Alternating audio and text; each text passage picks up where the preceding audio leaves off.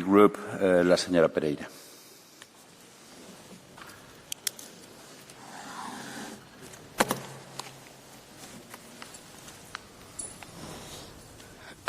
Muito obrigada, Sr. Presidente.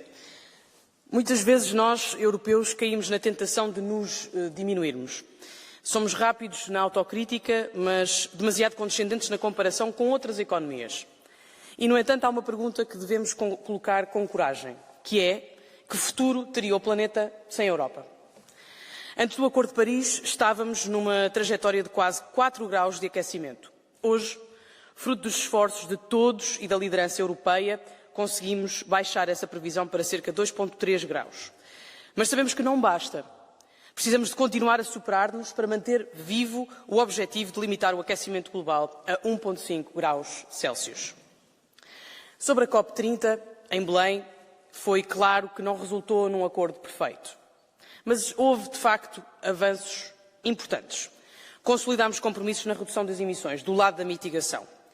Confirmámos compromissos com a duplicação da eficiência energética, com a triplicação de energias renováveis. E foi a Europa, com o Reino Unido, que não desistiu de uma estratégia, de um compromisso concreto para o abandono dos combustíveis fósseis. Sobre este aspecto, eu gostava de cumprimentar a boa relação que existiu na presença do Parlamento Europeu entre a Comissão Europeia, com o Comissário Wopke-Hoekstra, e entre a nossa delegação. Acordámos também em triplicar o financiamento para a adaptação até 2035, apoiando as comunidades vulneráveis que já vivem os impactos da crise climática. E aqui a Europa mostrou ao mundo que descarbonizar para crescer e descarbonizar e crescer não é apenas desejável, é possível. É aspirar a um futuro melhor para nós e para os que virão depois de nós.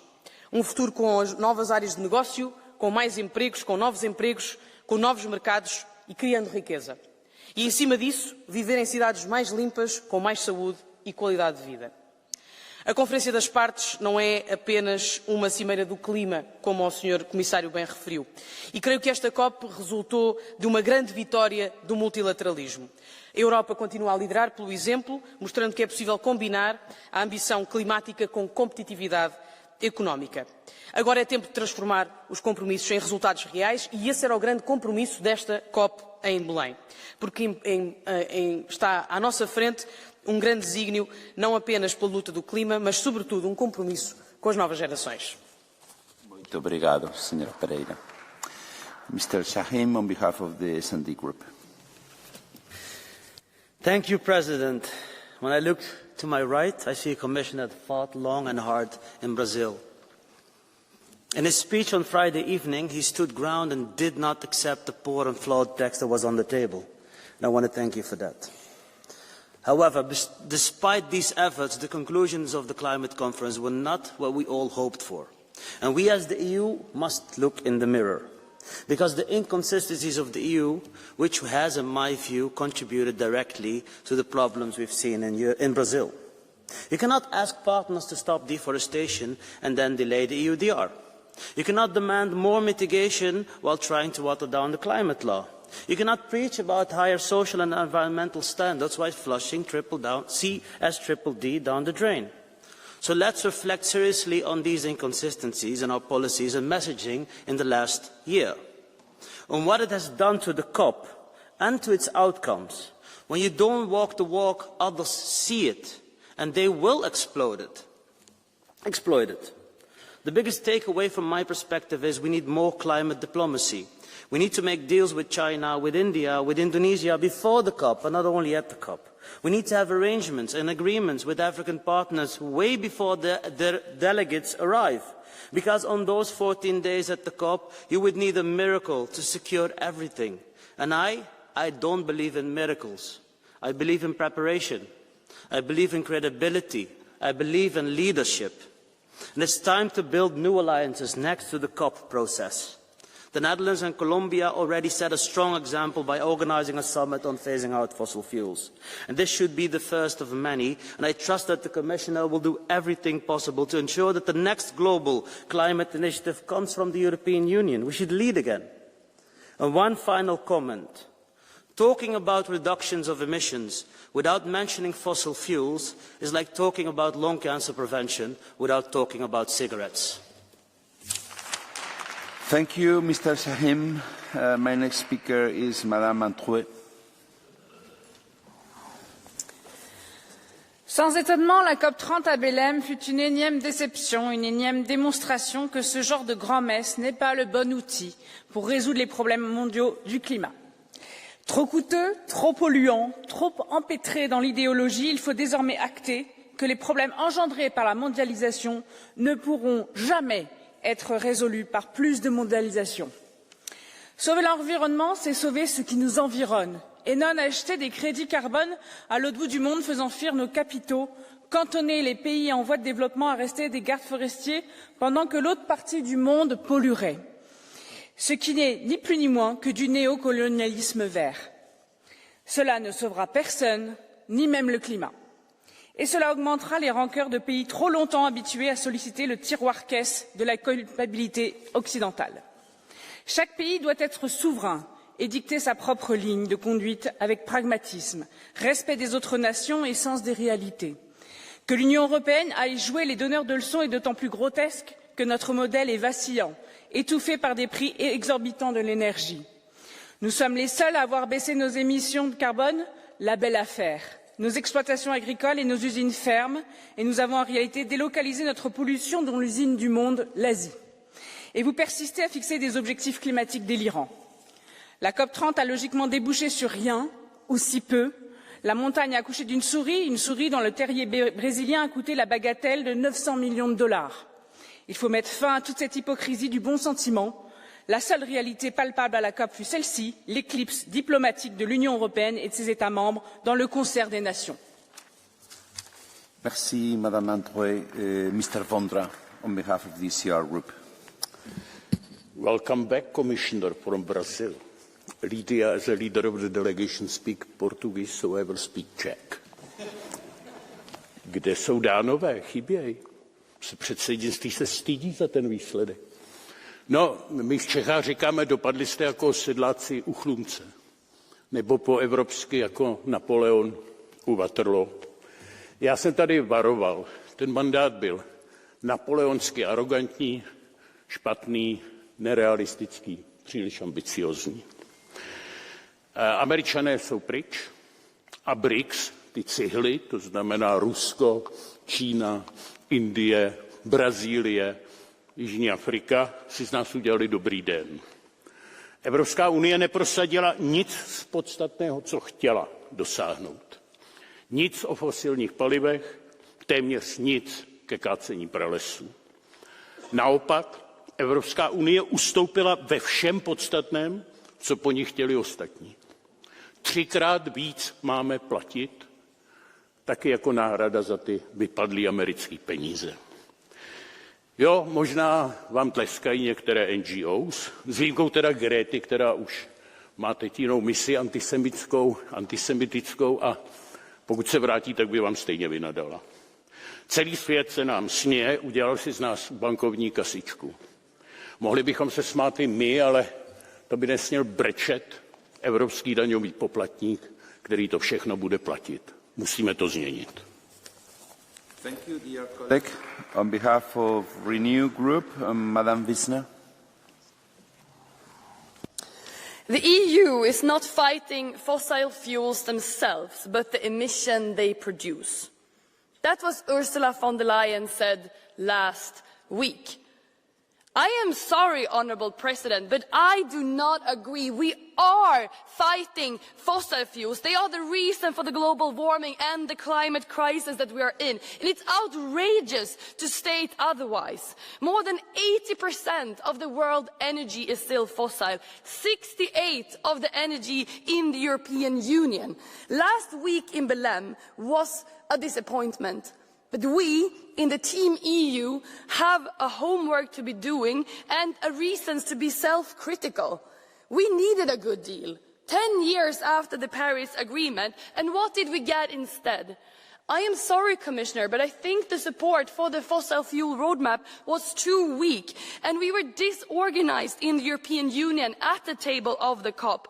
Or why else would the EU countries sign different proposals at different times? In the first call to end the era of fossil fuels, Italy and Poland was missing. In the second call, in the coalition of the willing, we are missing 18 countries. Where are Sweden? Where are Germany? There's so many EU states, member states missing. We're completely disorganized. If Council had not focused only on our own 2040 target, maybe we could have prepared better for the most important climate conference since 2015. So I am disappointed. But I'm most disappointed with our climate ministers and with the Commission President. Why would Ursula von der Leyen make such a statement undermining the negotiations on the spot in Belém at the G20? That is for me completely non-understandable. And we elected von der Leyen with a promise to deliver on climate. I am still waiting for that promise to be delivered. And the next meeting in Colombia in April would be a good opportunity for our Commission President to do so. Thank you.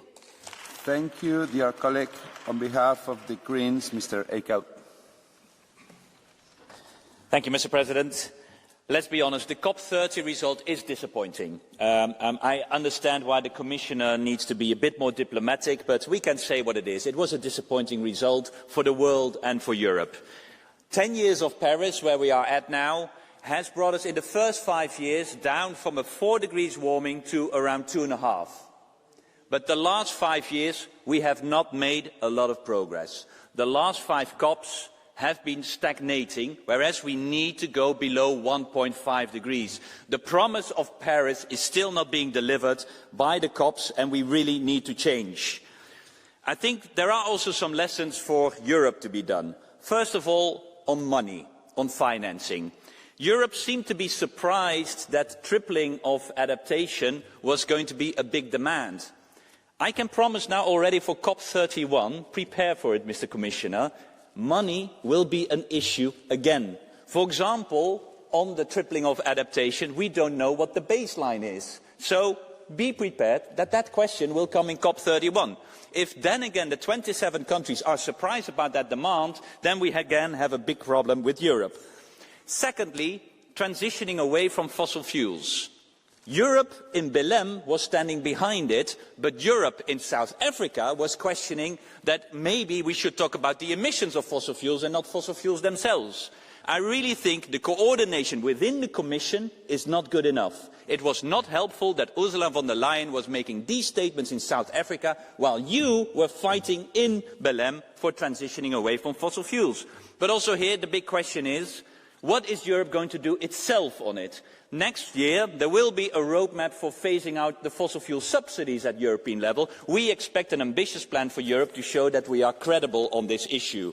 Last point, diplomacy. Europe needs to increase its diplomacy towards the world because it was not enough. We were standing too much alone. And for that, we also need to look at a different way of organizing these climate conferences because now they are too big, too legalistic, too technical, whereas they are highly political and should be shorter, sharper and more targeted on the ambition that Paris needs to deliver. But I'm looking forward to do that together with you, Commissioner, to work on that. Thank you very much.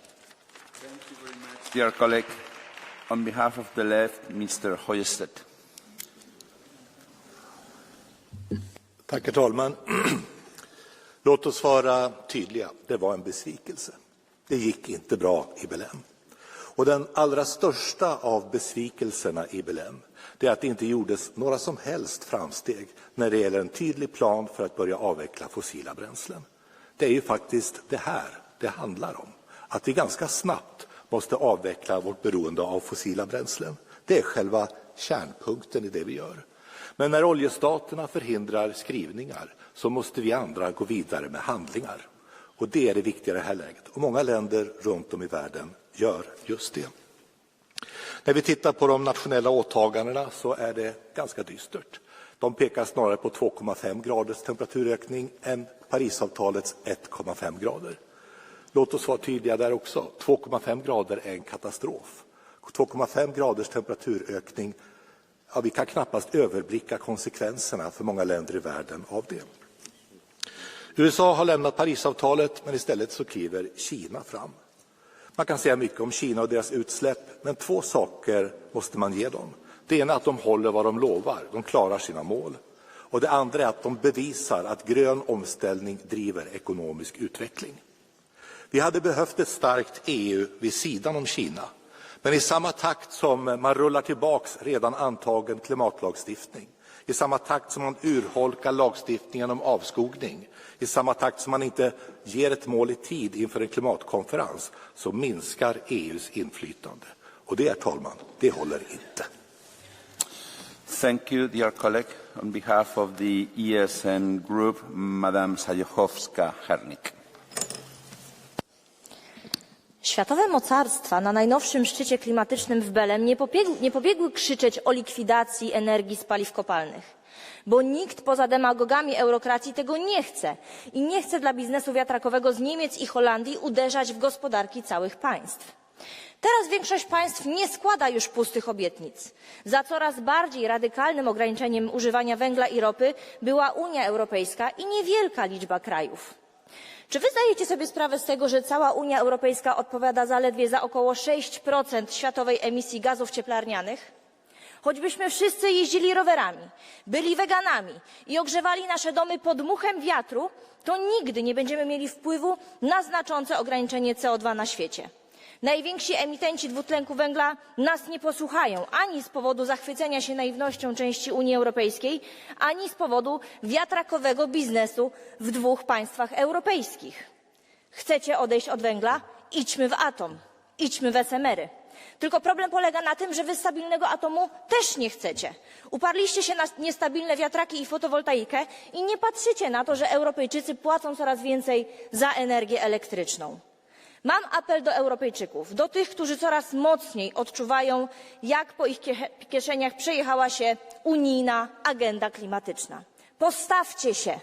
Koniec z tym obłędem. Nie pozwólmy zniszczyć europejskich gospodarek, naszych gospodarek, gospodarek państw narodowych przez szaleństwo i lobbying małej grupy kosztem całych rynków. Dziękuję.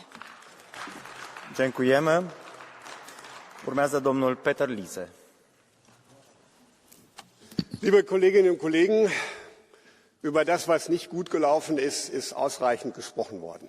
Ich möchte über das reden, was Hoffnung macht. Trump ist ausgestiegen, ja, aber niemand von den 200 anderen Ländern ist ihm gefolgt. Auch nicht Javier Milei in Argentinien.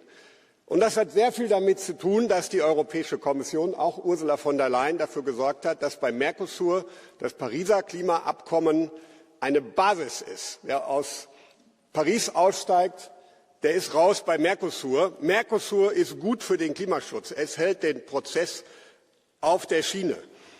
Es gab viel Unterstützung für unsere Agenda, auch für den Ausstieg aus fossilen Brennstoffen, zum Beispiel aus Lateinamerika.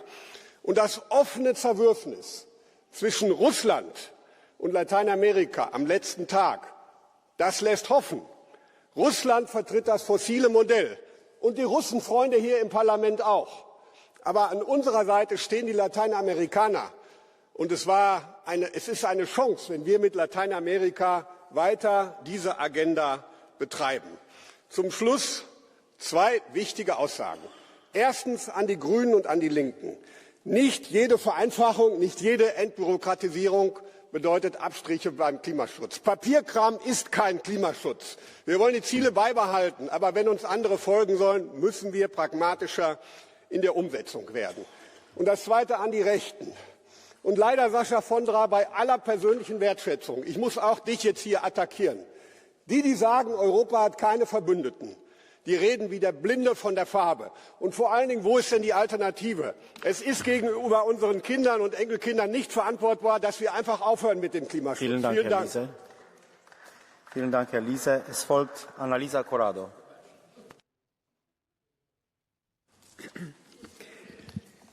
Grazie Presidente, grazie Commissario. Partiamo da un dato evidente. Alla COP30 su mitigazione e uscita dai combustibili fossili l'accordo non è all'altezza dell'urgenza climatica né dei suoi effetti. Manca un impegno strutturato sul percorso di abbandono delle fonti fossili, manca l'accelerazione sugli impegni di riduzione delle emissioni al 2035 dei singoli Paesi per tenere fede agli accordi di Parigi, mancano passi avanti sulla finanza per l'adattamento davvero all'altezza della sfida. Malgrado ciò, Belém è stata la COP del ritorno della società civile. Comunità indigene, giovani, movimenti hanno riportato al centro giustizia climatica, diritti delle comunità e protezione dell'ecosistema, chiedendo integrazione nei percorsi delle 3 COP, clima, biodiversità, siccità. A Belém oltre 80 paesi hanno creato una coalizione ambiziosa che si è già data appuntamento a Santa Marta nel 2026 per smuovere rituali troppo stantii e lenti. Per Belém questo Parlamento ha approvato una risoluzione ambiziosa e l'UE ha avuto un ruolo negoziale forte. Ma dobbiamo restare un attore credibile e coerente ed è proprio sulla coerenza o sulla sua assenza che chiudo. Da un lato discutiamo di crediti internazionali e flessibilità e dall'altro cannoneggiamo a suon di omnibus quegli strumenti che li rendono credibili, come la responsabilità sociale e ambientale d'impresa e il regolamento sulla deforestazione. Addirittura la Presidente von der Leyen al G20 divide la battaglia per la riduzione delle emissioni da quella per l'uscita dalle fossili. Il mondo ha bisogno che l'UE sia leader della diplomazia climatica. Ne saremo ancora all'altezza? Grazie. Urmează Paolo Borchia. Grazie, ma colleghi, la prima metafora che mi viene in mente per sintetizzare questa COP è quella di un saltatore in alto, un atleta normale, magari mediocre, che una mattina si sveglia e pensa di stabilire il nuovo record del mondo. Ecco, questa penso che possa essere la prima sintesi della COP, una COP che ancora una volta ha visto l'ennesima fuga dalle questioni cruciali, perché è stata inseguita una dichiarazione di principio inutile, quando invece bisognava confrontarsi con onestà sui numeri. Mi spiego e vi faccio un esempio. Sui combustibili fossili sono 40 anni che i loro consumi sono bloccati sull'80%. Bastano 5 minuti al World Energy Outlook dell'Agenzia internazionale per l'energia per rendersene conto. E qui, sulla base di questi numeri, ritorna la metafora del saltatore in alto. Questa è una COP che si chiude, lo dico anche a lei commissario, denotando i suoi limiti anche di metodo di lavoro, perché abbiamo visto un mix letale tra burocrazia e diplomazia. Io credo che quando non ci si confronta onestamente sui numeri, questi sono i risultati, perché gli anni passano, ma delle dichiarazioni di principio finali poi purtroppo rimangono soltanto le briciole. Grazie. Urmează doamna Anna Zalewska. Panie Przewodniczący, Panie Komisarzu, koleżanki i koledzy. Zdziwieni, zaskoczeni, rozczarowani. Naprawdę?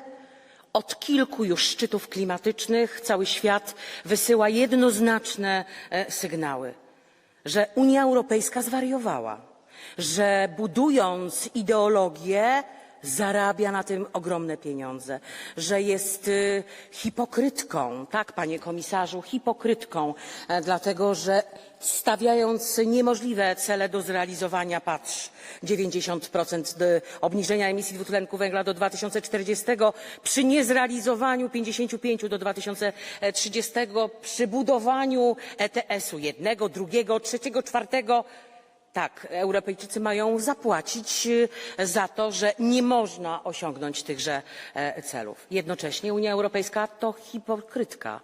Stajecie się hipokrytami świata, dlatego że mówicie, że skoro nie możemy zrealizować, to trzeba sięgnąć po wszystko to, co emisyjne, żeby tę emisyjność jeszcze powiększać. Patrz umowa z Mercosurem, patrz umowa z Ukrainą. Tak postrzega świat Unię Europejską. Trzeba się obudzić, zbudować dobry świat dla naszych dzieci. Dziękujemy. Urmează Martin Hojsik, domnul vicepreședinte. Let's finally face it and name it properly. We have addiction problem. The world, Europe, we are still addicted to fossil fuels. And addiction kills.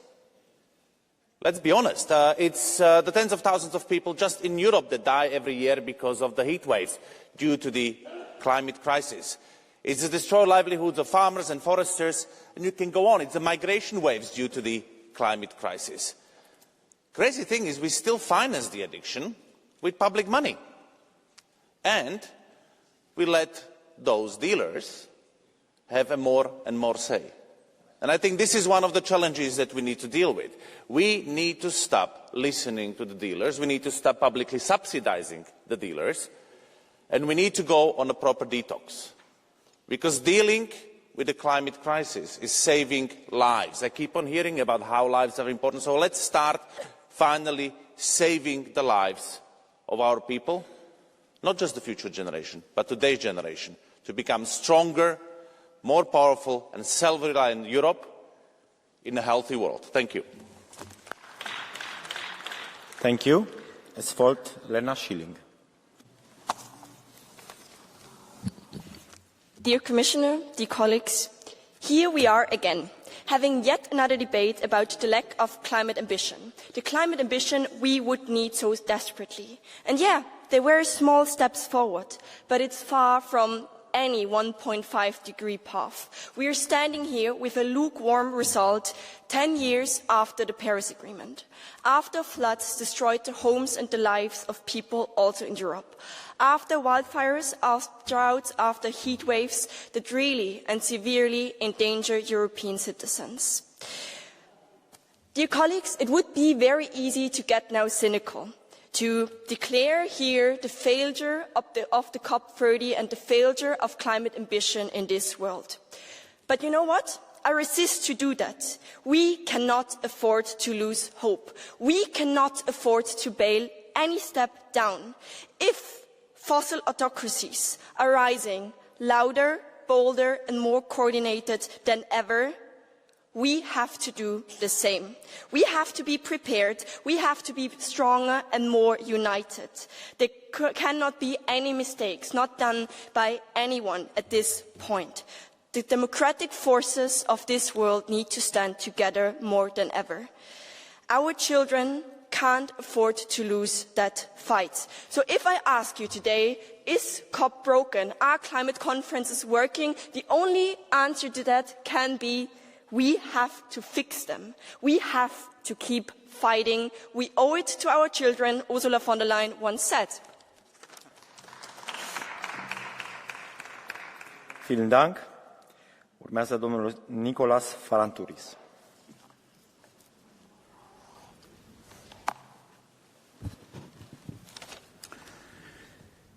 Φίλες και φίλοι, αγαπητέ Επίτροπε,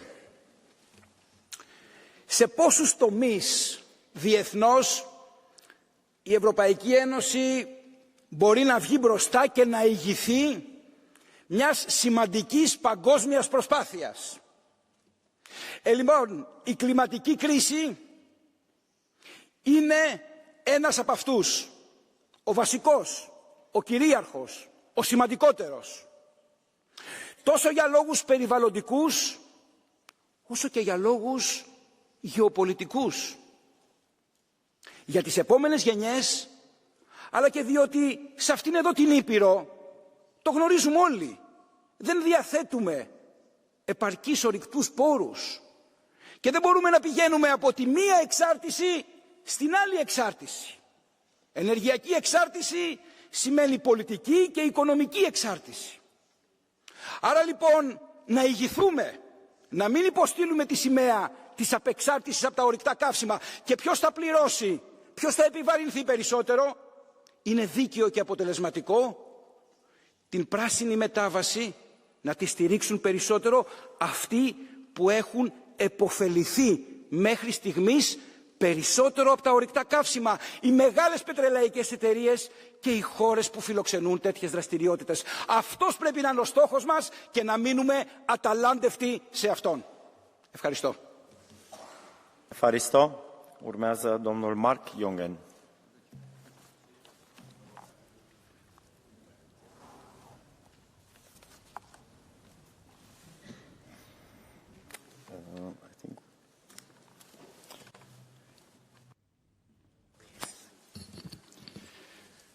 Die COP30 in Brasilien war ein Offenbarungseid der internationalen Klimasekte. Nur mit Mühe konnte das totale Scheitern verhindert werden, aber auch so wurde klar, die Ära der dogmatischen Klimareligion geht zu Ende. Sie zerschellt ganz einfach an der Realität. Die USA, China, Indien, viele Schwellenländer wollen ihre Industrie und ihren Wohlstand nicht mehr für das hybrishafte Ziel der Klimarettung opfern. Und was für eine Heuchelei! Tausende Hektar Regenwald wurden für die COP30 abgeholzt und 2 riesige Kreuzfahrtschiffe beherbergten die Gäste. 50.000 wurden insgesamt eingeflogen. Aber in der EU verbunkern sich die letzten Klimagläubigen umso fanatischer in ihrer Ideologie. 3-mal mehr Geld haben wir gehört für den globalen Süden und die vielen korrupten Regierungen dort. Herr Hoekstra, es ist gut, dass Sie damit gescheitert sind, den Irren, weil heillos verfrühten Ausstieg aus Kohle, Öl und Gas der ganzen Welt aufzuzwingen. Und da die anderen nicht mehr mitmachen, weil sie nicht verarmen wollen, beenden bitte auch wir diesen Irrweg und machen wir Europa wieder wettbewerbsfähig. Und seien Sie beruhigt, auf das Klima wird das so oder so keine Auswirkung haben. Vielen Dank. Vielen Dank. Urmează domnul Gregor Braun. Thank you very much, ladies and gentlemen, for making my life easier by repeating your nonsense about climate change, decarbonization. You're making it much easier for me to convince my compatriots in Poland that we should rescue ourselves, backing away from this stupid and evil and dangerous project that Eurocolhoz European Union is now. The more often you deliver your speeches about changing temperatures all over the continent by devastating economy, the better for us, patriots really struggling to regain our independence. You really think, by the way, that you are wind whisperers, that you are rain sorcerers, and you really change climate by your Eurocommunism. I am old enough to remember the Red Deal, the Soviet stuff, and now we face the Green Deal, but we will overcome. Thank you very much. Thank you. As a citizen who also lived under communism, this forum provides the liberty to hold a speech like yours. There is an important distinction. Thank you, Mr. Oliver. I'm sorry, as a chairman, I conducted the service, and I ask you to go to your place, please. No, we continue the debate. They continue the debate. You insulted the room by calling them stupid. I was just commenting about the freedom of speech we do have here. Thank you. Mr. Oliver Schenk, please. Lassen Sie uns zur Debatte zurückkommen. Herr Präsident, Herr Kommissar, meine sehr geehrten Damen und Herren! Belém hat gezeigt, die Welt bewegt sich, aber sie ringt weiterhin damit, wie ehrgeizige Klimaziele tatsächlich erreicht werden können. Aber wir brauchen Lösungen. Expertinnen und Experten mahnen uns angesichts steigender Temperaturen immer drängender zum Handeln. Deshalb müssen wir auch angesichts ernüchternder Ergebnisse weiter handeln. Aber nicht mit neuen Verboten und immer größeren Versprechen, sondern mit machbaren marktwirtschaftlichen Wegen. Und ich danke Ihnen, Herr Kommissar, dass Sie diesen Weg unterstützen und sich dafür auch in Belém eingesetzt haben. Mir ist wichtig, dass wir diesen Weg nicht verlassen. Wir müssen realistisch bleiben. Und Realismus heißt, Klimaschutz muss Wohlstand sichern. Ohne starke Industrie, ohne wettbewerbsfähige Unternehmen und ohne bezahlbare Energie verliert Europa seine Zukunftsfähigkeit. Wir müssen pragmatisch handeln. Wir müssen schneller werden, mit weniger Bürokratie, mit weniger und schnelleren, mit besseren, effizienteren Verfahren und einer Innovationspolitik, die Technologie ermöglicht, statt vorzuschreiben. Und wir brauchen Offenheit, echte Technologieoffenheit. Ob Wasserstoff, synthetische Kraftstoffe, neue Materialien oder digitale Lösungen, wir brauchen alles, was wirkt. Viele verzagen angesichts der Größe der Aufgabe. Doch der Blick nach Ostdeutschland zeigt, was möglich ist. Er kann uns Mut machen. Vom planwirtschaftlichen Erbe des Kommunismus zur modernen Industrie, verbunden mit einer der stärksten CO2-Reduktionen weltweit. Das zeigt, Transformation gelingt, wenn man Menschen mitnimmt und Chancen schafft. Unsere Aufgabe ist klar, Klimaschutz so gestalten, dass er wirtschaftliche Stärke erzeugt, Innovationen freisetzt und den Bürgerinnen und Bürgern Sicherheit gibt. Herzlichen Dank. Herr Stürk, There is a blue card. There is a blue card for Madam Anna Stürk for you. Will you accept it? Yes, of course.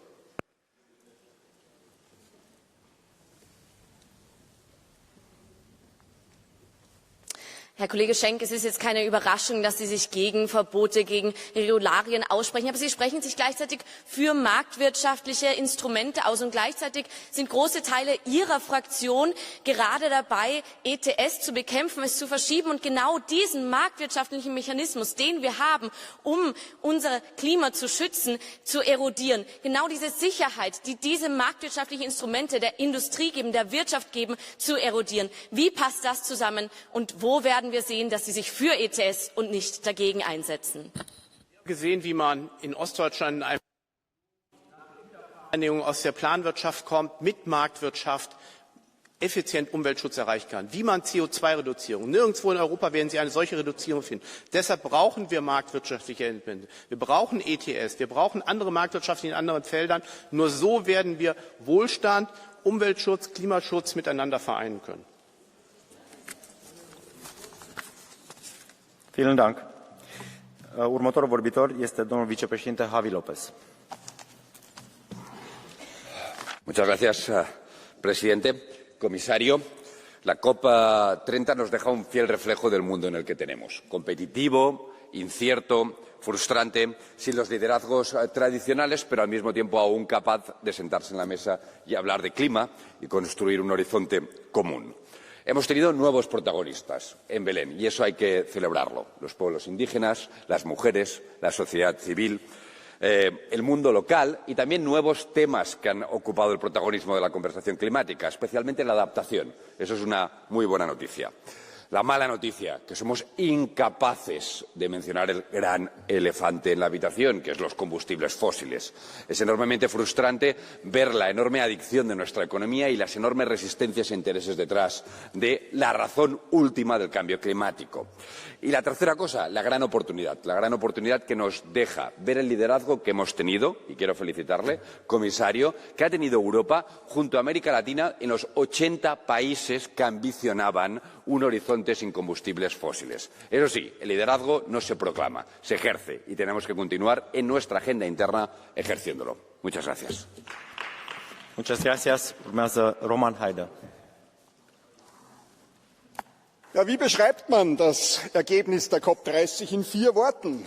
Außer Spesen nichts gewesen. So einfach ist das. Und um ehrlich zu sein, ich bin froh darüber. Was war denn das Ergebnis der letzten Klimakonferenz? 300 Milliarden Euro jährlich sollen die Industriestaaten zahlen.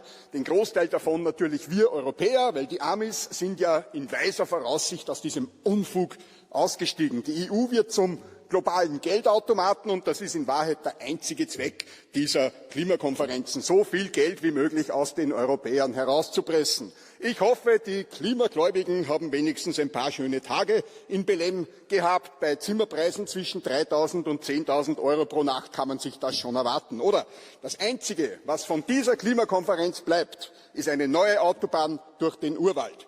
Hunderttausende abgeholzte Regenwaldbäume im Naturschutzgebiet. Gratulation. So sieht der Umweltschutz der Klimafanatiker aus. Ich kann im Sinne der Umwelt nur hoffen, dass das die letzte Klimakonferenz war. Urmează domnul Tobiasz Bocheński.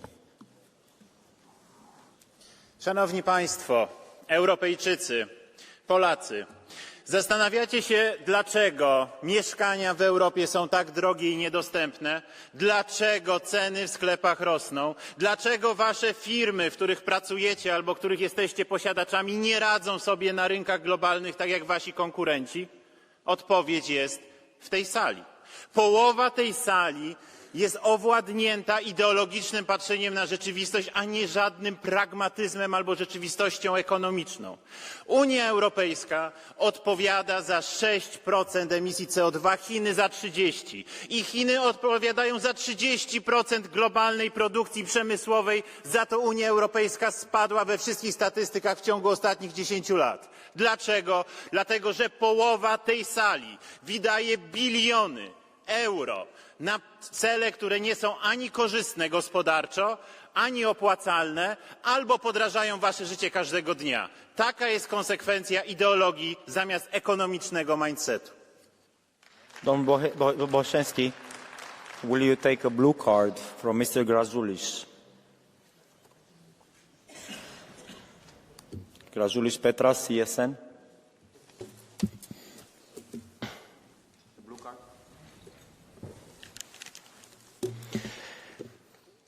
Taip, gerbiamas pranešėjau, sutinku su jūsų išsakytomis mintis, bet ką daryti, kad atsipeikėtų valdančioji dauguma. 1600 mokslininkų pasirašė, kad vyksta natūrali klimato kaita. Tame tarpe ir Nobelio premijos laureatai, bet valdančioji dauguma negirdi. Štai dabar paskutiniu metu Volkswagen automobilių gamykla iškelia savo gamybą į Kiniją dėl žalio kurso, dėl biurokratinių reikalavimų. Nesugeba sukonkuruoti. Ką daryti, kad valdančioji dauguma atsipeikėtų, kad šitas žalias kursas veda į ekonominę pražūtį ir biurokratiją.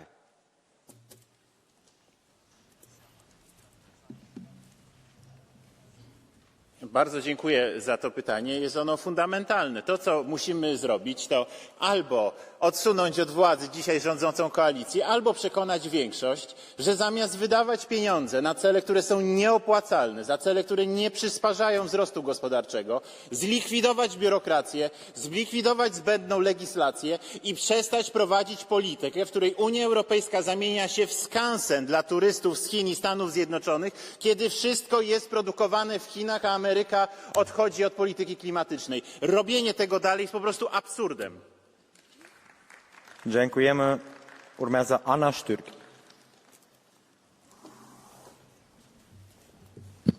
Thank you, President, Commissioner. 111 billion euros. That's 37,000 wind turbines. That's more than 2 million batteries. That's a new European electricity grid. But instead, we're spending 111 billion euros a year subsidizing fossil fuels. We are throwing money at a technology that was already outdated yesterday. I'm aware that we will not shut down gas turbines or get rid of petrol cars overnight. But that is why we need a plan to once and for all transition to an energy system that provides European citizens with clean air, European jobs and lower bills. After this shameful show in Belém, it is time for all EU countries to put action to words. So, Bulgaria, Croatia, Cyprus, Czechia, Estonia, France, Germany, Greece, Hungary, Italy, Latvia, Lithuania, Malta, Poland, Portugal, Romania, Slovakia and Sweden. Step up your game. We're expecting to see you in Colombia. Thank you. Urmează Per Holmgren. Tack, herr talman, herr kommissionär. Mycket har redan sagts om COP31. Bristande ambitioner, vi fick inte till någon färdplan när det gäller utfasning av det fossila. Och visst, jag är också besviken, mycket besviken. Men här och nu vill jag ändå blicka framåt mot kommande klimattoppmöten. I den resolution som vi skrev fick vi till många bra saker. Vi har en kommission som fortfarande i alla fall säger sig värna omställningen och vi kan skapa en konstruktiv majoritet här i parlamentet utan den bromsande extremhögern. Men vi måste ju också växla upp ordentligt. Omställning, inte avregleringar. Massiva klimatinvesteringar. Och sist men kanske inte minst, vi måste ju fullständigt sabotera de klimatlagar och de ambitioner som vi redan har kommit överens om, som senast avskogningslagen. Det är fullständigt skamlöst att göra en sån sak direkt efter ett klimattoppmöte mitt i Amazonas. Vi kan bättre, med tydligare klimatpolitik och bättre ledarskap från EU så kan vi få till ett mycket bättre klimattoppmöte nästa år. Tack.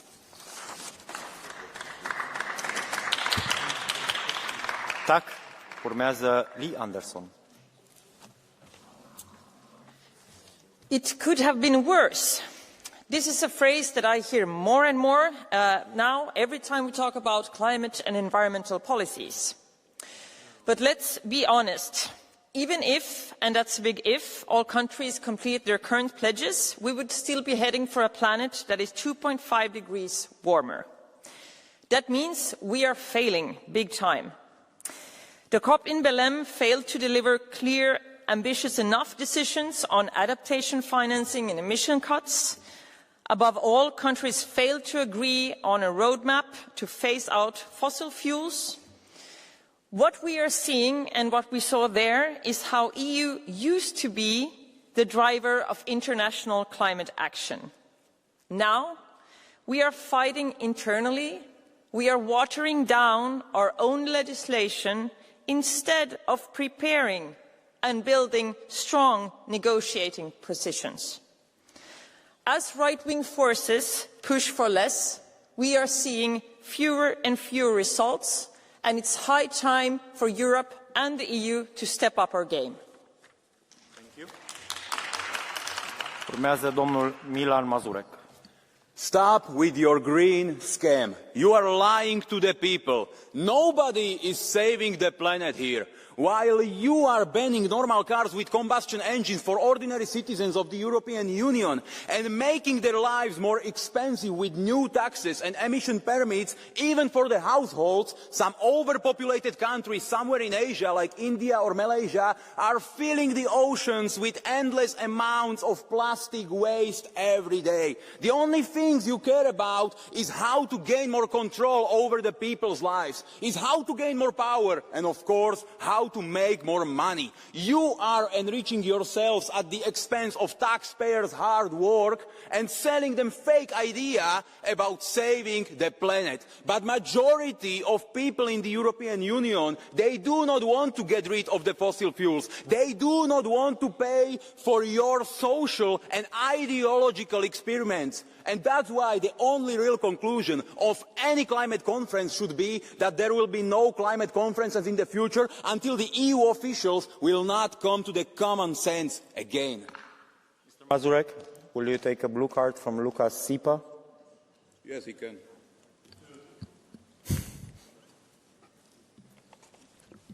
Thank you, Mr. Mazurek, for accepting my blue card. You talked about that the people in this House are enriching themselves and not working for the people. And when I'm thinking about you, I was thinking about the fact that you have, let me count, 6 local assistants working in your home country, but only 1 APA working here in Brussels under sufficient oversight of the Parliament. So I was just wondering, could you explain a little bit to me how your 6 local assistants work for the people, what they do every day, and how they are not enriching you? Mr. Ziepert, next time when your question will be correlated, connected to the topic, I will answer you very gladly. I'm sorry. Please keep the focus of the debate. It is important to keep the focus of the debate. Let's switch to Mr. Yuri Ratas. Honourable President, dear colleagues, Commissioner, COP30 showed that the world's understanding of the climate transition is changing. Our goals should stay ambitious, but they also need to be realistic and fair. The deal to increase adaptation funding and strengthen climate finance up to an expected $1.3 trillion per year by 2035. It is a real step forward. It shows that global cooperation is still possible. At the same time, the conference could not agree on a clear roadmap to phase out fossil fuels. This is more than a step back, it is a signal that the transition as it stands today is too hard for many countries to implement. And if the rest of the world cannot follow us, Europe will not achieve its own goals either. A credible climate policy must be ambitious and workable. We should focus less on what the world must do and more on how to make it possible. If we want other countries to stay with us, we must be ready to adjust our path when reality demands it.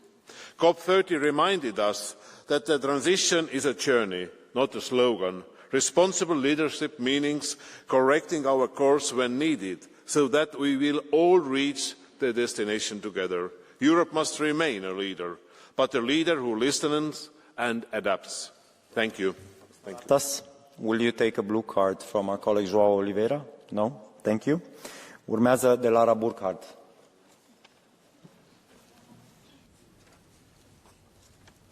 Vielen Dank, liebe Kolleginnen und Kollegen. Europa sendet gerade das gefährlichste Signal überhaupt. Und das ist tragisch, denn die Klimakonferenz in Belém hat uns eigentlich gezeigt, wie viel Hoffnung in der Welt steckt. Und das, obwohl das Verhandlungsergebnis eher enttäuschend war. Warum? Zum ersten Mal seit Jahren fand eine Klimakonferenz wieder in einem demokratischen Land statt. Ein Land, in dem indigene Stimmen nicht zum Schweigen gebracht werden, sondern auf der Straße auf Panels in Verhandlungen hörbar waren. Die Zivilgesellschaft war laut, mutig, lebendig und ihr Protest hat klargemacht, die Klimakrise ist nichts Abstraktes. Sie entscheidet darüber, ob Millionen Menschen eine Zukunft haben. Diese Energie, diese Entschlossenheit aus Belém, die brauchen wir in Europa. Stattdessen weichen wir unsere Entwaldungsverordnung auf, ausgerechnet jetzt, wenn wir in Belém versprechen, Wälder zu schützen. Ich sage es deutlich, das ist ein Schlag ins Gesicht all jener, die tagtäglich im Amazonas, im Kongo, in Indonesien ihre Heimat verteidigen. Sie haben uns in Belém vertraut. Sie haben gesehen, wofür Europa stehen kann. Und was sehen Sie nun? Ein Europa, das den Rückwärtsgang einlegt. Aber wir können beweisen, dass Belém mehr war als ein PR-Moment. Wenn die EVP, statt mit den Klimaleugnern den Green Deal abzuschwächen, endlich wieder mit demokratischen Kräften dieses Hauses Politik macht. Mrs. Burkhardt, will you take a blue card from Mr. Gazulis? No, thank you. Pech gehabt. Urmează Barbara Bonte.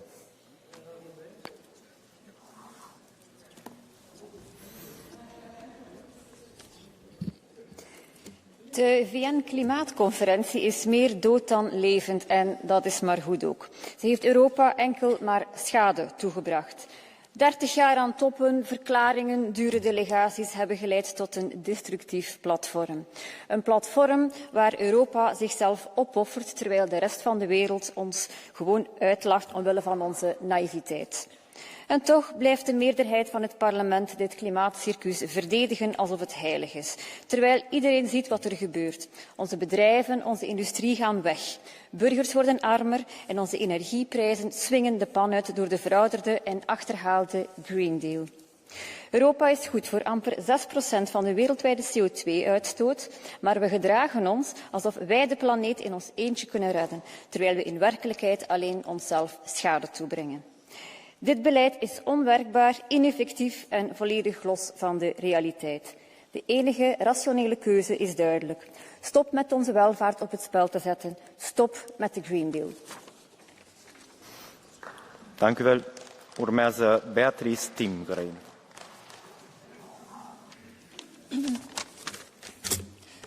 Thank you, Chair.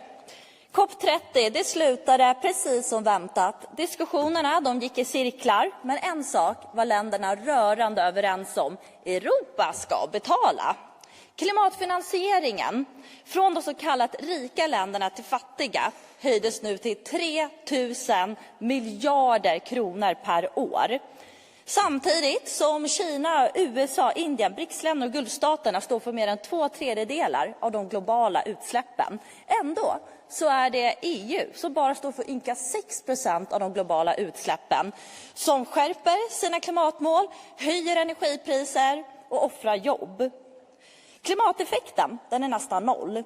Notan, den hamnar hos vanliga hushåll och europeiska företag i hopp om att resten av världen ska följa vårt exempel. Det här, det är inte klimatpolitik, det här är önsketänkande. Europa borde göra det vi är bäst på. Satsa på forskning, ny teknik och kärnkraft. Om vi gör energin billigare så kommer andra länder att följa efter utan moraliska pekpinnar. Tack. Will you accept the blue card from Emma Wiesner? Okej. Det är intressant det här med Sverigedemokraterna, för ni verkar närmast stolta över att ni vill montera ner Sveriges klimatpolitik och att vi missar alla utsläppsmål. Ni vill inte minska Sveriges utsläpp. Ni röstar nej till EUs klimatmål och all klimatlagstiftning som presenterades i Fit for 55, och ni vill inte att vi ska åka till COP och förhandla på global nivå. Så förklara för mig, Beatrice, hur du och Sverigedemokraterna skiljer er från alla andra klimatförnekare som vi har hört här i huset idag och hur ni vill minska utsläppen. För det har jag verkligen inte förstått. Precis det jag sa i mitt tal. Vi ska satsa på forskning, utveckling, innovation, billig energi. Men det är lite intressant att höra Centerpartiet som säger sig värna små företag, skogsägare, men konstant röstar emot deras intressen i den här kammaren och även i Sveriges riksdag. Så det skulle jag vilja fråga mig. Tack. Urmează Sigrid Fries.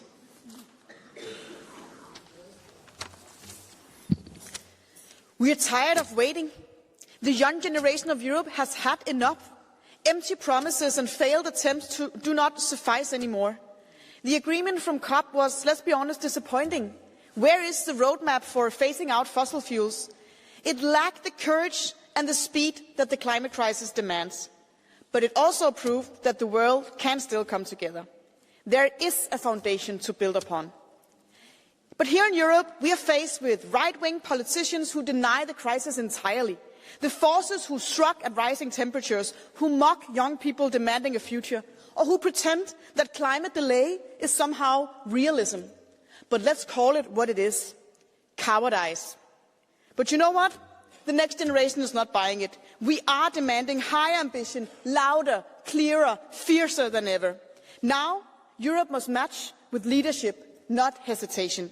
So, to all the deniers, the ones clinging to the past, all the delayers, you are out of excuses.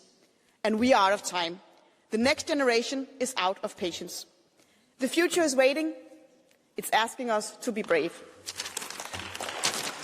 Mrs. Fries, will you take a catch the eye from Mr. Grazulis? Yes. Yes. Blue card, I'm sorry. Labai.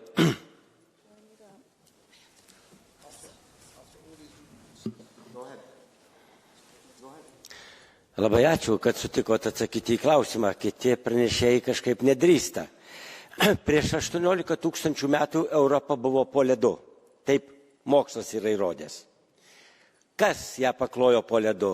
Automobilių pramonė, gamyklos kokios?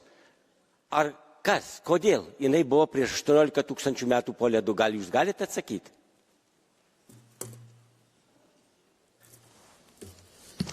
I think it's safe to say that it's broad scientific consensus, also confirmed by all of the experts we've had for numerous visits in the ENVI committee, in the ITRA committee, and here in the European Parliament, that the changes we see in the rising temperatures we see on our globe right now are highly proving to be caused by human activities. It's caused by the way we live, the way we produce, and the way we keep using the outdated technologies such as fossil fuels. And if you still deny that, if you choose to deny these facts, even with all the scientists, all the experts coming to tell us the state of our planet, then I'm not sure anything I say from this chair can change your mind, unfortunately. Tak, urmează doamna Maritusa.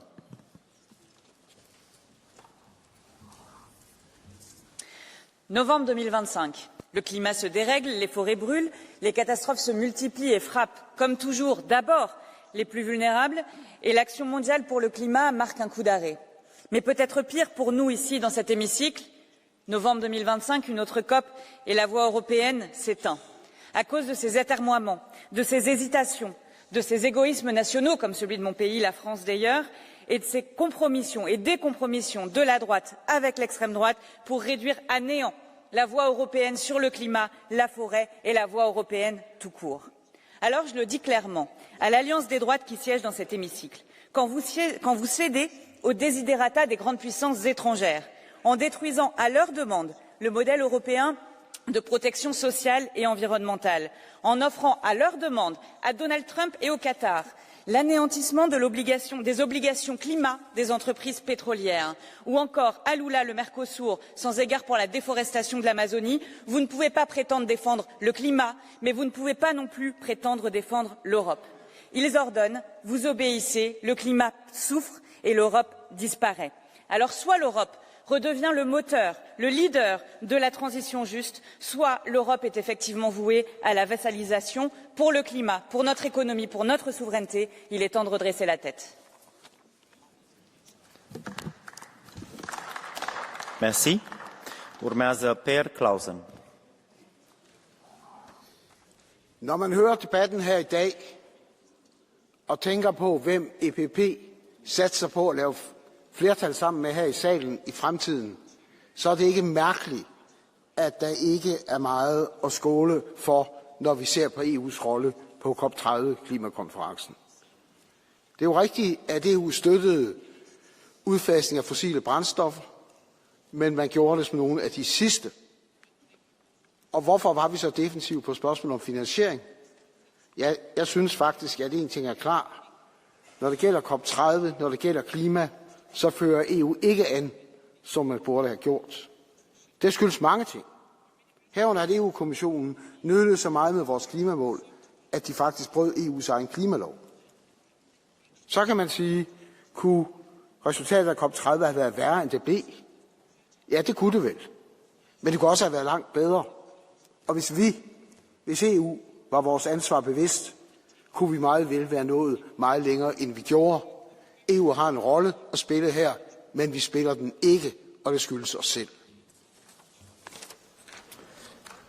Tak. Urmează domnul Raúl de la Hoz Quintano. Gracias, presidente. La cumbre de Belén nos deja una conclusión que muchos no quisieran escuchar. Se ha impuesto el realismo. Más allá de discursos apasionados, del simbolismo que supone celebrar la cumbre en plena Amazonía, la realidad es que el principal objetivo que se perseguía, que era conseguir un acuerdo para poner fecha al fin de los combustibles fósiles, no se ha conseguido. Se reconoce el problema, pero no hay planes, no hay herramientas, no hay plazos, todo se queda en generalidades. Lo que sí ha servido la cumbre de Belén es para comenzar a demostrar el fracaso del catastrofismo climático, del discurso del miedo, de los dogmatismos. Comienza a imponerse un enfoque mucho más realista, un enfoque que reconoce que la transición energética va a ser problemática, va a ser difícil, va a ser también desigual. Un enfoque que apuesta de verdad por la neutralidad tecnológica, por la eficiencia, por la diversificación de fuentes energéticas. Un enfoque que debe de liderar la Unión Europea. Pero no debemos de considerar que la cumbre de Belén ha supuesto un fracaso. Desde nuestro punto de vista ha supuesto un punto de inflexión en la política climática, para pasar de la retórica a comenzar a pisar tierra firme. No tenemos un problema de falta de conciencia climática, de conciencia medioambiental. Tenemos un problema de falta de resultados. Y si queremos resultados, debemos de alejarnos de los dogmatismos y centrarnos en soluciones que sean pragmáticas, que sean posibles, que sean proporcionales y que sean también socialmente aceptadas. Si abandonamos el dogmatismo y nos centramos en los ciudadanos y en el cambio climático, conseguiremos los objetivos que perseguimos todos en esta Cámara. Nada más y muchas gracias. Domnule Quintano de la Hoz, will you accept catch the eye from Mr. Druze Zigbert, ESN? Blue card.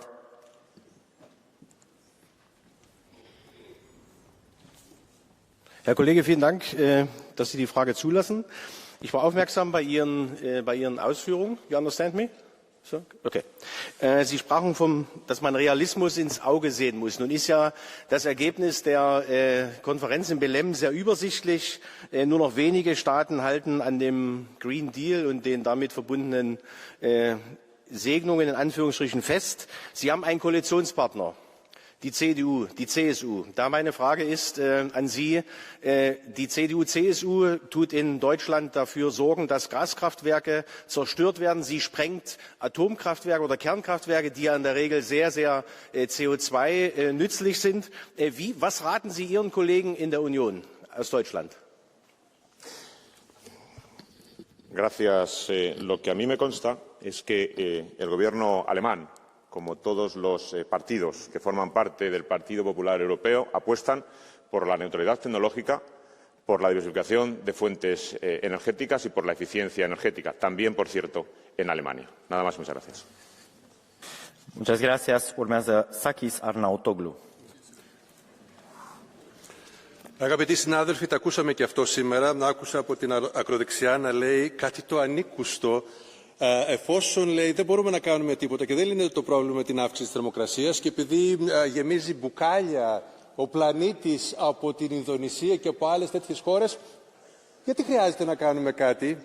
Εγώ σας ρωτάω, κύριοι και κυρίες της ακροδεξιάς, δηλαδή στο σπίτι σας εσείς δεν προστατεύετε την οικογένειά σας και τα παιδιά σας? Ο πλανήτης είναι το σπίτι μας και είναι πραγματικά σαν να μην θέλετε να βάλετε ζώνη ασφαλείας σε εσάς και στα παιδιά σας για να προστατεύετε. Και ξέρουμε στο τέλος ότι ποιος θα την πατήσει περισσότερο, αυτός που φοράει ζώνη ή αυτός που δεν φοράει ζώνη. Ποτέ δεν κατάλαβα τη δικιά σας συμπεριφορά πάνω σε αυτό.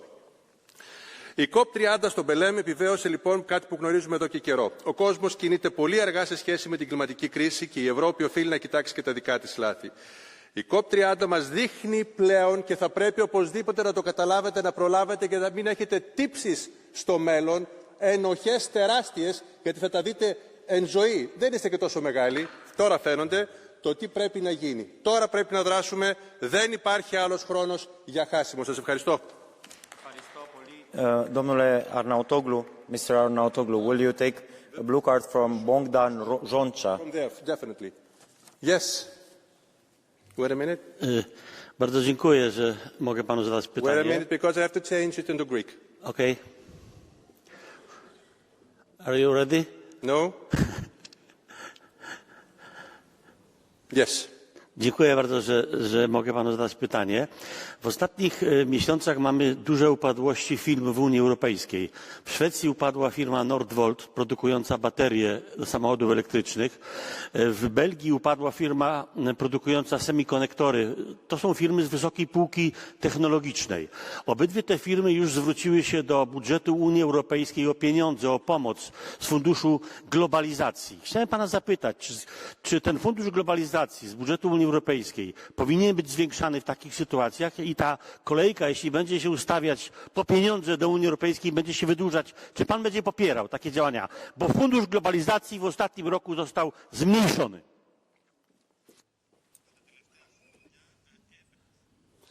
Ακούστε συνάδελφε, πάντα έκλειναν και άνοιγαν επιχειρήσεις στην Ευρώπη, όχι μόνο τώρα. Το θέμα είναι το πώς οργανώνεται η Ευρώπη απέναντι σε κάποιο γίγαντα, ο οποίος εξελίσσεται δυναμικά και είναι μια ύπουλη δύναμη. Άλλο το ένα, άλλο το άλλο. Αυτό που ζητάμε είναι ότι η μετάβαση θα μας φέρει πολύ πιο γρήγορα σε μεγαλύτερα και περισσότερα κέρδη, όχι μόνο για την Ευρώπη, για τους πολίτες της, αλλά και για τις επιχειρήσεις. Αυτό που δεν καταλαβαίνετε είναι όσο αφήνετε την κατάσταση να εξελίσσεται τόσο αργά, τόσο χειρότερα θα έρθουν τα πράγματα στην Ευρώπη. Ο κόσμος εξελίσσεται διαφορετικά και η Κίνα το έχει πάρει χαμπάρι. Εκεί θα πρέπει οπωσδήποτε να εστιάσουμε, όχι σε αυτά που λέτε. Σας ευχαριστώ.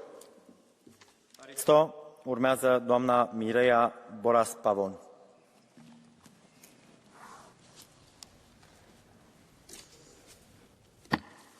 Gracias, señorías. Hoy hablamos aquí de su gran gala anual del ecopostureo, la gala de la COP30, la alfombra verde, discursos grandilocuentes y, como no, cientos de jets privados para volver a casa luchando duramente contra el cambio climático. Pero si el espectáculo es realmente bochornoso, más lo es todavía que vengan aquí a presumir de haber compensado las 130.000 toneladas de CO2 que ustedes mismos generaron con su cumbre. Esto es equivalente, para que nos entiendan, a 80.000 coches europeos circulando todo un año. Pero, eso sí, todo este show para señalar al trabajador que va conduciendo a su trabajo, para señalar al ganadero que produce alimentos y, por supuesto, para que los verdes y populares y socialistas sigan pidiendo más ambición climática con perspectiva de género o hasta un tratado, como acabamos de escuchar, contra los combustibles fósiles, mientras la propia Comisión reconoce que el 70% de la energía primaria europea depende de estos combustibles fósiles. ¿Prohibir lo que sostiene el tejido industrial, productivo y logístico europeo? Por supuesto, es que esta genialidad solamente podría salir de ustedes, señores del bipartidismo. En su metaverso climático quizá estos delirios funcionen, pero en la realidad no. Así que sigan ustedes en su alfombra verde, que nosotros vamos a seguir defendiendo a quienes producen y sostienen nuestras naciones. Muchísimas gracias. Gracias. Doamna Boras-Pavon, will you accept the blue card from Mr. Gonçalves? Gonçalves, no sé quién es, pero yes. SND 181. Okay. Thank you. I can speak in Portuguese. One second. Yeah. No. Thanks. A senhora deputada fala do metaverso. O único metaverso que eu detetei na sua intervenção foi mesmo o metaverso da hipocrisia. Falou da viagem dos líderes a Belém, esqueceu-se de falar das suas viagens ao Parlamento Europeu, porque eu tenho algumas dúvidas que venha de bicicleta de Espanha até cá. Mas pior do que isso é que essa hipocrisia junta uma outra. Fala sistematicamente das vítimas da Dana, fala das vítimas dos fenómenos climáticos extremos, mas depois vem para cá contribuir para que estes fenómenos voltem a acontecer.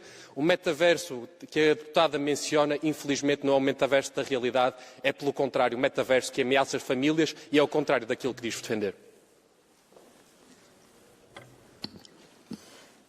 Señoría, no entiendo muy bien cuál es la pregunta, pero bueno, dada su reflexión le diré que aquí precisamente el partido de la coherencia somos nosotros, porque nosotros no queremos evitar que ustedes vayan en avión, al revés, queremos que todo el mundo pueda ir en avión o en el transporte que ellos decidan. Los que prohíben a las clases populares y a los trabajadores ir en avión y en sus coches son ustedes, mientras cogen su avión privado, van en business y van a sus casas, mansiones llenas de seguridad, ¿verdad? Y con sus coches eléctricos construidos en China también, país que es el mayor emisor de CO2, como ustedes saben. Así que lecciones aquí de coherencia, ninguna.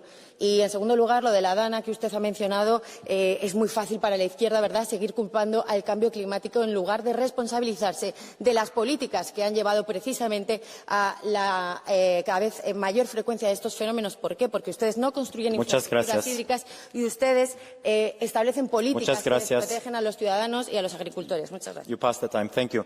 Colleagues, I now close the catch the eye. I will favor the people who have participated in the debate. For blue card, we continue with Guillaume Pelletier.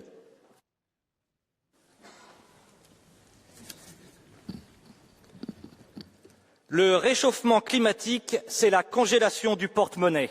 Et ce n'est pas votre kermesse au Brésil qui nous contredira avec vos nuits d'hôtel à 4 000 $ et vos ONG enivrées de kérosène. Je viens à cette tribune, à l'envers de vous, mais à l'endroit de la vérité, pour dire au peuple ce qu'est l'escroquerie verte, qui persécute les paysans, les parents, les aventuriers, les vrais amoureux de la nature. Le monde entier et la Chine polluent, mais ce sont les pigeons européens qui payent. Sachez, quand vous entendez climat, que cela veut dire impôt. Tu prends de l'essence ou sors ta poubelle jaune, tu es taxé. Tu allumes ton chauffage ou laves ton linge, tu es taxé. Tu bois de l'eau ou achètes un lavabo, tu es taxé. Dernière trouvaille des déréglés du climat pour janvier prochain, tu mets tes baskets pour courir, tu seras taxé pour l'air que tu respires. Un écolo gauchiste, c'est celui qui taxe ta réussite pour financer son échec. Vous voulez faire de nous vos esclaves, jamais nous ne troquerons notre liberté pour votre société ridicule. Merci. Urmează Michael Bloss. Vielen Dank, Herr Präsident. Herr Kommissar, Jugendliche für ihre Zukunft, Eltern für ihre Kinder, Großeltern für ihre Enkel. Millionen haben auf diese Klimakonferenz gehofft. Und die Europäische Union hat sich verhalten wie so ein Schuljunge. Die Hausaufgaben nicht gemacht und die Deadlines gerissen, den Gastgeber beleidigt und die Bullies der Öl- und Gasindustrie verteidigt. Sie haben diese Hoffnungen enttäuscht. Aber das heißt nicht, dass es keine Hoffnung gibt. Kolumbien hat eine Konferenz vorgeschlagen, um endlich einen Vertrag auszuarbeiten für das Verbot von Kohle, Öl und Gas. Lieber Herr Klimakommissar, wenn Sie Ihre Glaubwürdigkeit behalten wollen, dann unterstützen Sie diese Konferenz, dann unterzeichnen Sie diesen Vertrag und dann legen Sie bis zur Konferenz einen Plan vor für das Aus von Kohle, Öl und Gas hier in Europa. Enttäuschen Sie uns bitte nicht noch einmal. Dankeschön. Vielen Dank. Urmează Emma Fuho.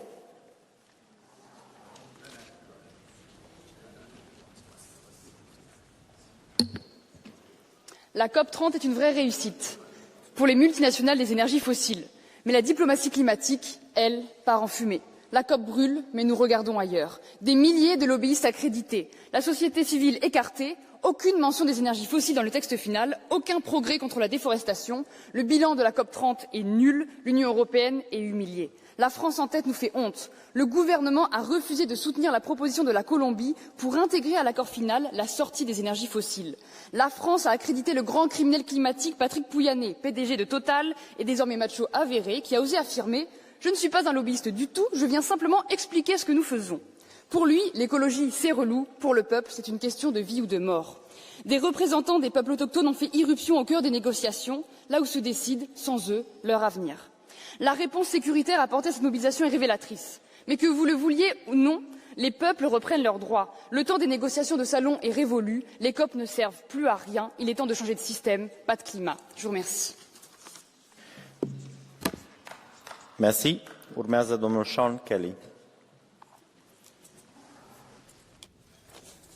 Magod, Commissioner, John, Asaram Lauter, Son, Magrupa, EPP, Renewable Talk Shaw, Agus Valam Tasu, Le Mulla, Hoot, Rapporteur, Lady Pereira, Agus Haduskuri Illig, are on a job in Milam.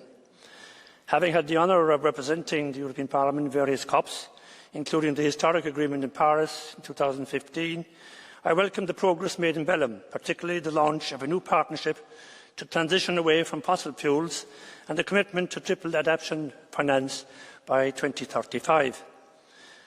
The past 4 years have shown us that continued reliance on fossil fuels puts our citizens at risk of price hikes and inflationary pressures.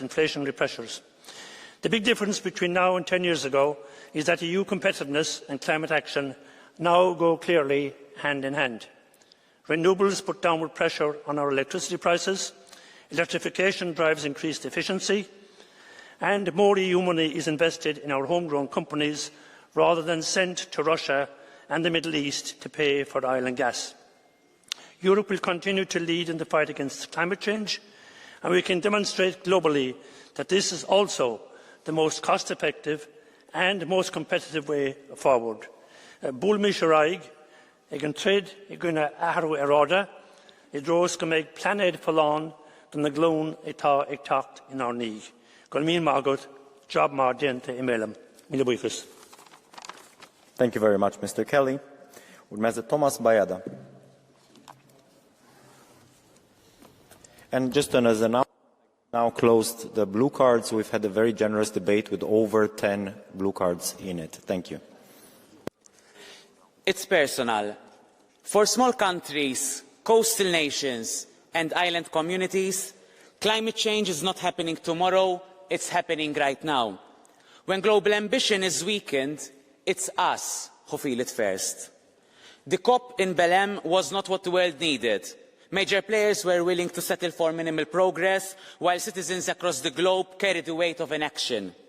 Even worse, while Europe was preaching ambition in Belém, President Ursula von der Leyen was sending mixed messages at the G20.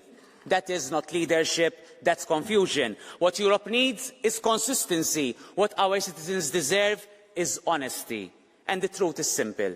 There's no prosperity without a transition towards a cleaner future. And I want to stress, this shouldn't be about ideology. It's about the people, their health, their children, and their future.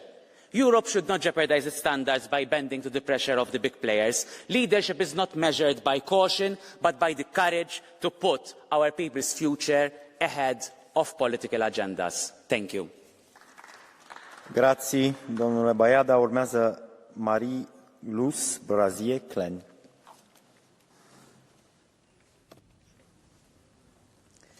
Plus de 25 ans de COP pour un monde qui émet toujours plus de CO2. Quel échec! Nos pays se perdent dans des engagements qu'ils ne peuvent pas tenir. Neutralité climatique, sortie des énergies fossiles, mais aussi les flux financiers. Déjà, à la COP29, la finance climat avait été au cœur des négociations. La feuille de route de Bakou à Belém estime à 1 300 milliards le coût du financement de la transition énergétique du Sud global. L'an dernier, on parlait de 300 milliards. On l'a compris, l'argent du contribuable européen va être de plus en plus mobilisé. Et quelle hypocrisie alors que la Chine et l'Inde représentent 70% de la demande mondiale de charbon et que le recours aux énergies fossiles augmente dans le monde. On ne cesse de parler de transition juste, mais nos peuples n'en voient que l'aspect punitif au détriment de notre compétitivité. La défense coûte que coûte du pacte vert, au mépris de tout réalisme technologique, ne permettra pas une transformation rapide du système énergétique mondial. C'est impossible. Il faut au contraire défendre une approche graduelle fondée sur l'innovation et la souveraineté énergétique en utilisant des atouts indispensables tels que le nucléaire. C'est la vision que nous défendons. Merci. Urmează Kai Tegethoff.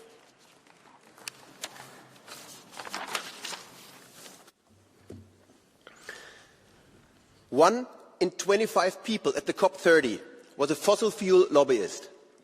The same lobbyists who are getting conservatives and the far right in this house to do their dirty work for them. It is you, more than half of this parliament, that spent months weakening Europe's climate targets so that we would show up at COP30 with as little leverage as possible.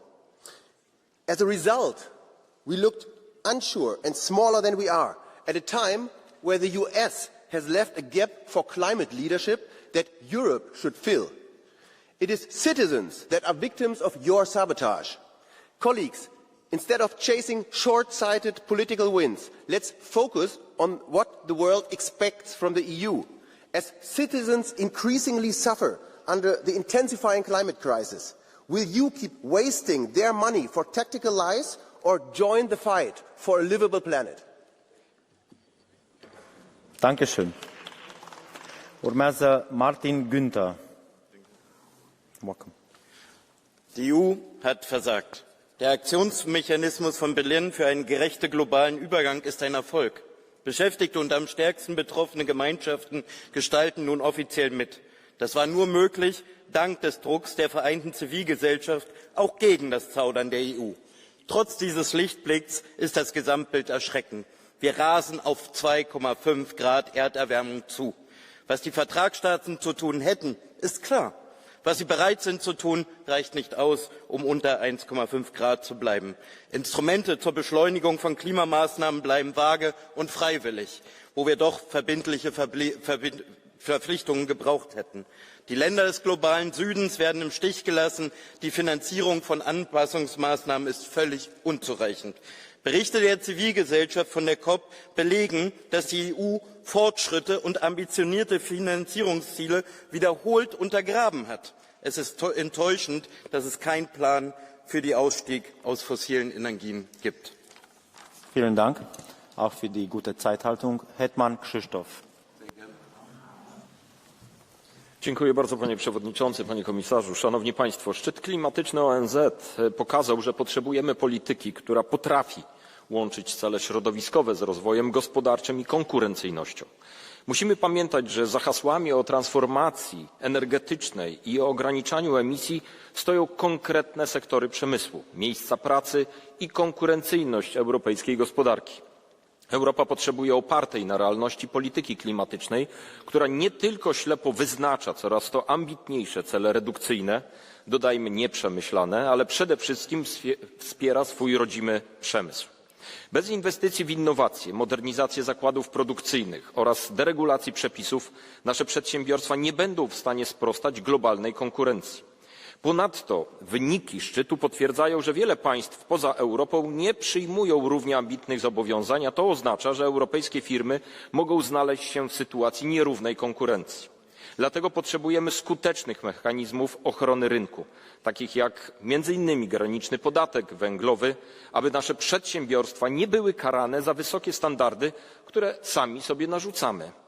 Wreszcie, transformacja musi być sprawiedliwa także dla przemysłu ciężkiego, dla energetyki i transportu. To sektory, które zatrudniają setki tysięcy ludzi w całej Unii. Jeśli nie zapewnimy im wsparcia finansowego i regulacyjnego, ryzykujemy utratę miejsc pracy, przenoszenie produkcji poza Europę i osłabienie europejskiej gospodarki. Dziękuję.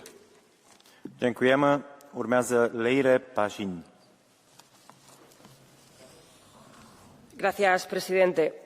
Negar el cambio climático, decir, como hemos escuchado hoy aquí, que es fanatismo ideológico o que son chorradas, no solo no impedirá que cada vez suframos más consecuencias en las inundaciones, en las olas de calor o también en los incendios devastadores, sino que supondrá que expondremos cada vez más a nuestros ciudadanos a nuestra economía, nuestra seguridad y nuestras vidas. Por eso hay que tomárselo en serio.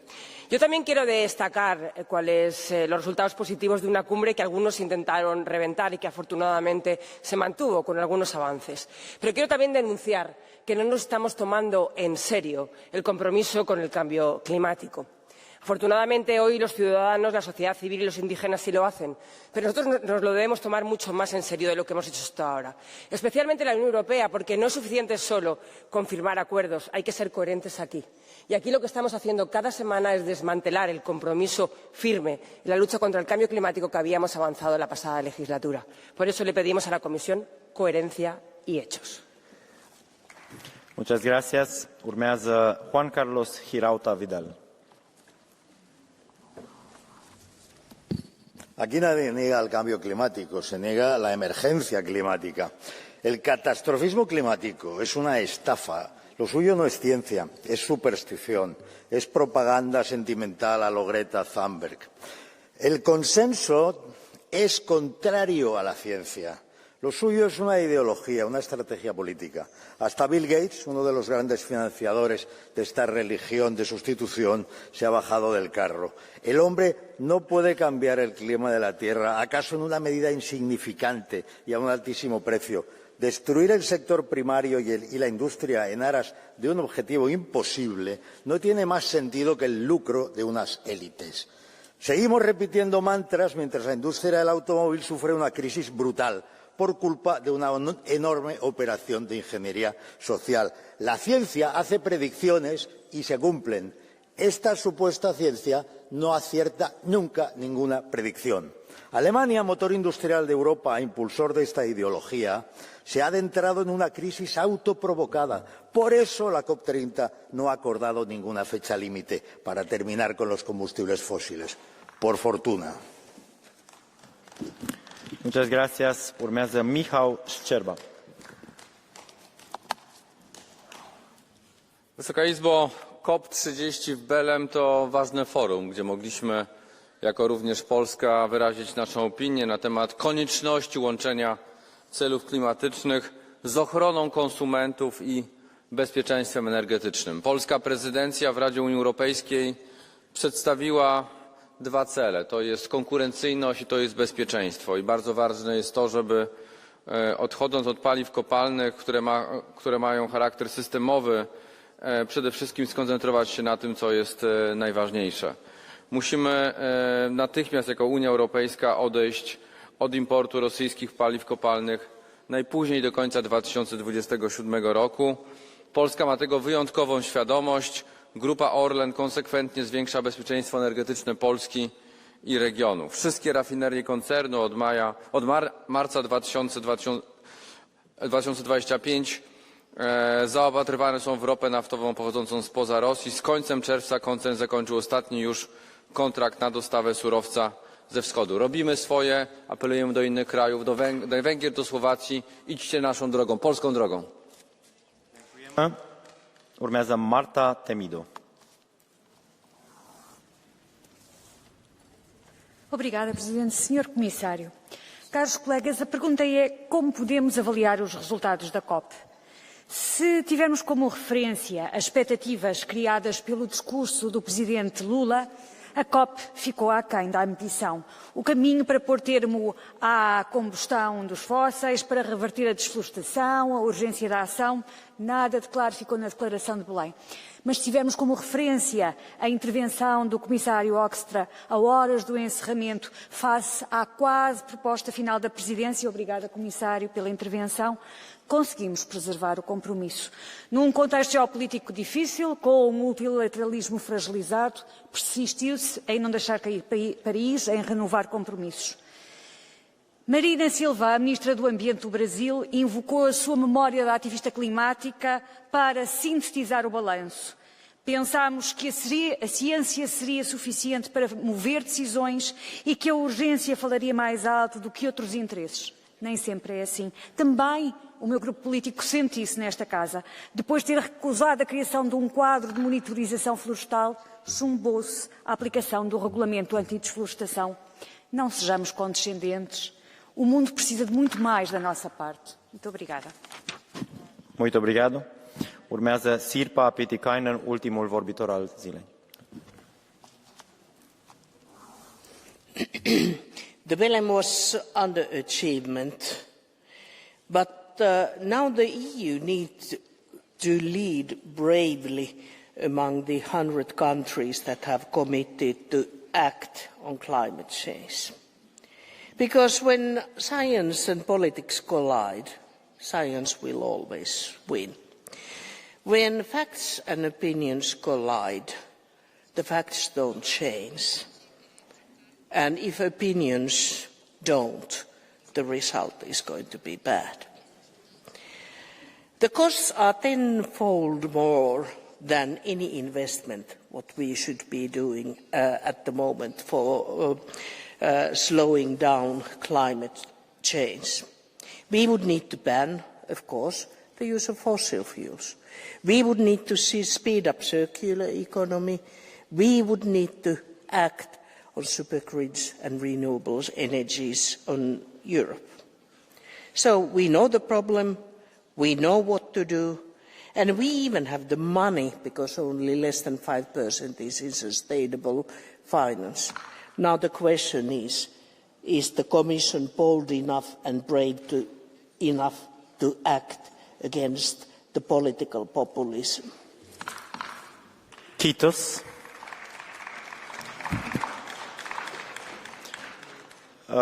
Dear colleagues, we have 4 minutes for Catch the Eye. I do not want to be late for the vote, so I start right away. Maria Grapini. 1 minute. Domnule președinte, doamna comisar, stimați colegi, domnule comisar, rezultatul pe care ni l-ați prezentat aici se pare că nici pe dumneavoastră nu v-a mulțumit. Dar oare pe cetățenii îi mulțumește?